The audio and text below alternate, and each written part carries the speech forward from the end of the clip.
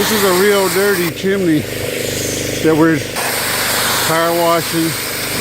You see all that black gunk coming off of it. That's a combination of mold and mildew and just moss and all kinds of stuff that grows on these chimneys over the years when they get wet from rain and snow and sleet and stuff. So we clean them up, let them dry off, and then we spray the water repellent stuff on it and do the crown.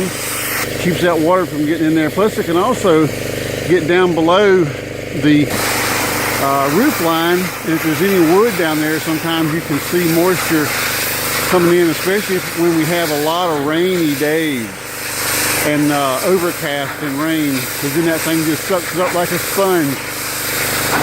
They'll just soak it up, soak it up, soak it up. This is Will on the power washer. Woo-wee! All right.